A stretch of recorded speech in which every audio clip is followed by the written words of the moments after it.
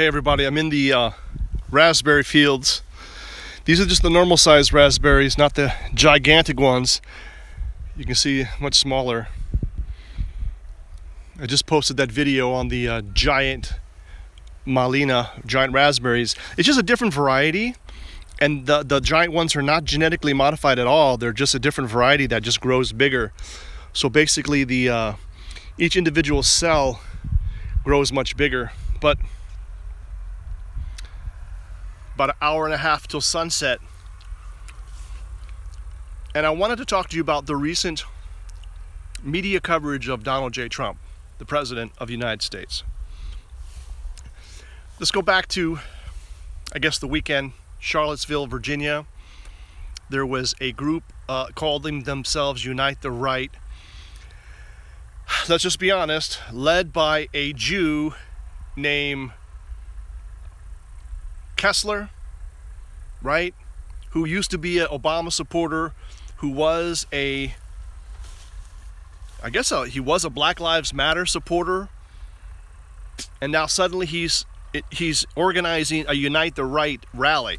Now, the truth is they had a permit. They had a permit to protest, and what they were protesting was the removal of historical statues, Civil War era statues in that area, and specifically the removal of the statue of Robert E. Lee. Now, just for people who don't know, Robert E. Lee was a West Point graduate. He was the highest ranking, highest performing cadet at West Point in his day. So he was a U.S. Army officer. And then when he saw what the Union was doing to the West, what the Union was doing to the South, he decided to join the Confederacy. He was not, as far as I know, a slave owner. He was not in favor of slavery, but he was opposed to what the Union was doing to the South. Now, he was a great tactician, but he was a terrible strategist, and he got his army destroyed in, what battle was it? Was it Gettysburg? Or I don't know, one of those battles where he supposedly had a vision the night before, and he thought he was going to win, and these guys that was really a strategic and a tactical error. The Unions held the high ground. He marched his troops in. They got slaughtered, and that was the end of the war. Now, most of these statues were put up as sort of a during the what do they call it? Reconstruction period. And essentially it was, more or less a peace offering. These guys surrendered to the Union Army, to the North, keeping the country united. And Robert Lee was promised fair terms, right? That the South would be treated fairly. And during Reconstruction, it wasn't the case. They were, by and large, not treated fairly. And of course, the reaction to that was the rise of the KKK, which were Democrats, right? They were the Democrats, you could say, at least initially, resisting Reconstruction. I'm not defending them, definitely not defending them, but the KKK, at least in those days, I mean, you could say they were like an insurgency force, and at least they were part of the people who helped get the North out of the South, end Reconstruction, and move on to more peaceful times. Now, that's sort of like a broad strokes. This is what I learned in high school. I don't know what people are being taught today in high school, or what they've been, obviously the educational system is probably pretty shitty. And how do I remember that? I mean, I graduated high school many years ago. But the media's coverage of what Trump said, it's just been horrible. And I hope that if you're a liberal and you've been listening to the mainstream media, that you actually listen to what Donald J. Trump actually said. This is how a lot of people came to vote for Trump during the 2016 election. The media was saying such horrible things about Trump, starting out with his announcement to run for office, where he said that some Mexicans are rapists, right? Some of them are bad people, and he assumed that some were good people. Now, the media immediately took that out of context and said that Trump called all Mexicans rapists. Now, I didn't hear the speech live, but when I heard the media coverage, I went and listened to it. I wanted to hear the speech. I wanted to hear Trump say all Mexicans were rapists.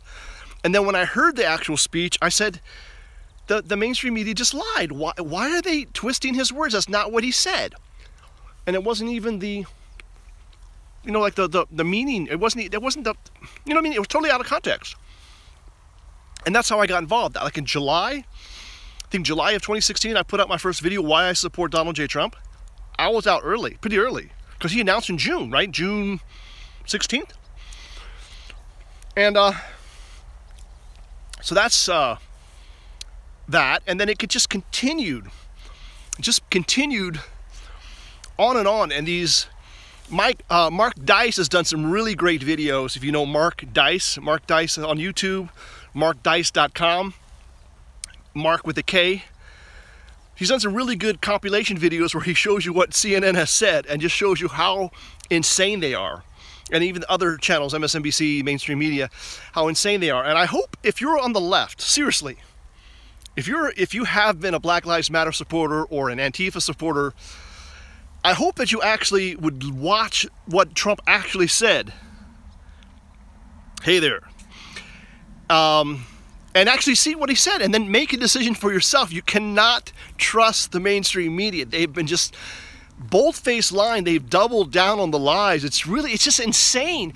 Honestly, the New York Times after the election actually said that they were going to change their ways, that they realized that they misrepresented the candidates during the election and they were going to change their ways and basically focus on journalism and not promoting one candidate over the other.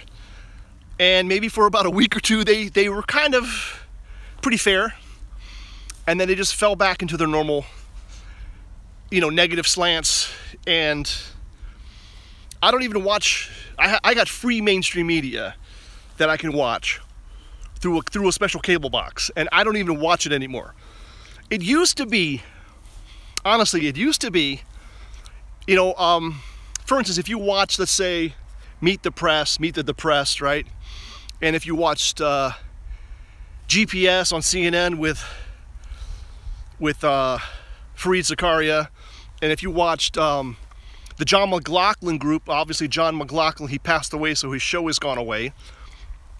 And if you could watch Wall Street Week in Review with Louis Rukeyser, but he passed away, so that show went down. But if you watch those 4 shows, and maybe one other on politics, you would have a pretty good handle. And maybe if you read one newspaper, if you did that, you would get a pretty fair assessment of what's going on, especially the McLaughlin group, which has the liberals on there and also the conservatives, and they battle it out, right? You would get through that battle, you would get a chance to see both sides. But nowadays, you can't even watch these shows. The remaining mainstream media shows are just so biased, you just want to throw up. I can't even watch them. It's just so, when you hear these guys lie. And again, Mark Dice has done some good stuff on that. Who else? A couple other people have done some really good compilation videos of where you hear these people on the mainstream media shows just talking such horrible stuff and just straight up lying. That I don't, the ratings are going down, right? People like me and other people who normally would watch these shows are not watching them anymore because it's just left-wing, anti-Trump propaganda. That's all it is. So I'm out here on the farm, just chilling out. Sun is setting in front of me about an hour before it sets. Yeah, coming up on 7:40, so about 8:40, probably sunset. Hey, what's happening? Somebody just called me handsome. Well, thank you, I appreciate that. Yeah. So don't distract me. Don't distract me with the compliments, okay? Don't distract me. if that was a woman, here's a flower for you. This bud's for you, baby. If you're a man, nah, get out of here. Yeah, so that's what's up, baby. That's what's up. And it's really, it's really getting harder, I think, to find the truth. I think shows like Alex Jones can, okay, let me break it down to you. Alex Jones's show does provide a different angle, and I would say more truthful angle on things, okay? You might say that he exaggerates on certain things. And I mean, a lot of the stuff, I hate to say it, but a lot of the stuff that he predicted or he's talked about, 20 years ago, it's been proven to be true, okay? Some of the stuff not, but a lot of the stuff has been proven to be true. So that's really key to at least get a balanced view of things. But another person that's really, he's an author. He runs a website known as Culture Wars. I think it's culturalwars.com. Is that right? Culturalwars.com? His name is E. Michael Jones, and he's written several books that I recommend. Look, if you don't read the books, at least go to his channel or just Google E. Michael Jones and watch his videos. One of the great books he wrote was called The Jewish Revolutionary Spirit and Its Impact on Western Civilization. Another book he wrote after that was called The Slaughter of Cities. And he names names, and he, using historical, documented evidence, is able to show you what is happening, what has been happening. Hi, Daddy. And, hey, what's happening? And what time is it? It's coming up on 8 o'clock. Okay. And while he hasn't mentioned the protocols of the Elders of Zion, honestly, if you read that, it mirrors in a lot of ways. It mirrors in a lot of ways what E. Michael Jones has discovered independently and without even mentioning the protocols of the Elders of Zion. Just looking at what's been happening. And okay, so what is this stuff in Charlottesville? What is Antifa? What is Black Lives Matters? It is the renewal of the Jewish-Black Alliance, Revolutionary Alliance, that started in the 60s. And what was his name? The first president of the NAACP? NAACP was set up by Jews, not set up by blacks. Forgot his name. He's got like a French African name. What was his name? Marcus Garvey. I think he was the first president of the NAACP. In one of his books or one of the articles, he went to the headquarters of the NAACP, and there was no black people there. They were all Jews. Think about that. Just think about that, right? But E. Michael Jones goes into, no, I'm not hating on Jews. In general, like the Jews that I know, the Jewish people that I know are just normal people. They're good. There's some good. There's some bad. There's some weird. There's some normal. I mean, just like any other people's, right? But there is this revolutionary spirit in Judaism, especially Talmudic Judaism, which is what most Jews are. They're Talmudic Jews. They're not Old Testament Jews. They're not Torah Jews.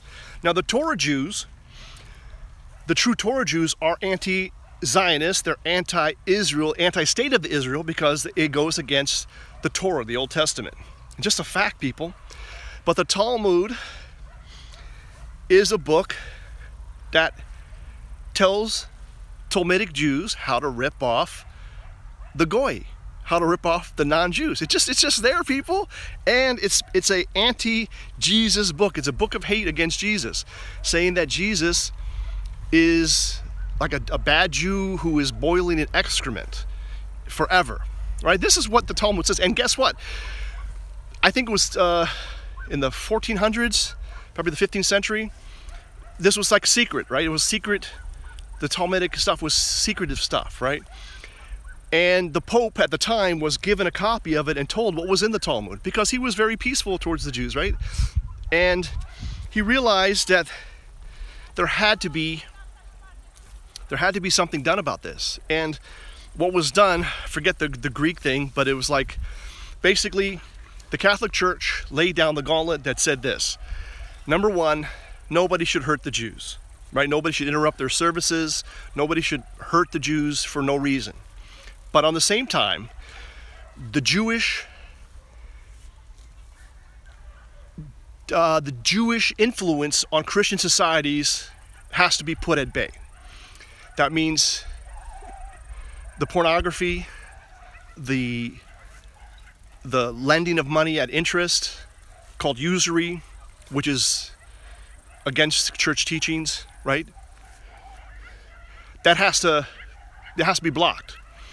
And when Christian societies have followed these rules, they've survived, they've succeeded, they've thrived, right? You're not going to hurt the Jews for no reason, but you're not going to let their negative influences, their revolutionary influences, destroy Christian civilizations. And when Christian countries practice these rules, everything was fine. Now, that all changed when Napoleon came through and he liberated the Jews, especially the ones in the Pale of Settlement, which was Poland, Lithuania, western part of Russia, right? Why did he do that? He did that because he needed their help to invade Russia. And unfortunately, this turned out to be a mistake, because once they were allowed to do anything they wanted, they took advantage of it. They abused their privileges. They abused their rights. It's just what happened. So these are all documented in the Jewish revolutionary spirit. And like I said, if you watch like a 45-minute video that E. Michael Jones has done on the topic, you'll get a thumbnail sketch of what I'm talking about and what he's talking about. And it's really, really interesting stuff. Really interesting stuff, and it applies to today. When we talk about the Israeli lobbyists, the Israeli influence on America and on the West, and the Jews like Barbara, what's her name, Barbara Spencer or Barbara Sanger, whatever her name is, who said that multiculturalism is the only way for Europe, and Jews are going to be a big part of making that happen in Europe. That's not me saying it, that's them saying it. So it's just something to be aware of, and something to at least we have to acknowledge it. It is what it is. So, and the media, of course, is controlled by who? Who is it controlled by, right? Big donors, Jewish lobby, and now increasingly even Muslim countries with big pockets, big oil revenues, paying these people not to report on hashtag Islam sucks balls and what it's doing to the West. It's the only way. It's the only way you can understand this. So, media is lying. Mainstream media is just full of lies. And the only way to understand this and find out the truth is to listen to alternatives like this channel. I would say like Alex Jones, like E. Michael Jones. He's not a politician, he's not a news person, but he writes books and about history, and by reading his books, you can understand what's going on. It really makes sense in a very rational, logical, factual way. So, hope this has been helpful. If you'd like to support this channel, I have set up a Patreon, but I would prefer if you just did a one-time PayPal donation. That would be awesome. If you can't support this channel, I understand financially, that's no problem. Just share the links. Let people know your favorite videos on this channel. Share them with your friends and post them on Facebook, whatever. Get the word out there. And I'll be talking to you soon. This is Holy Joe Rock and Roll, reminding you to always make it happen for the captain, because you're the captain.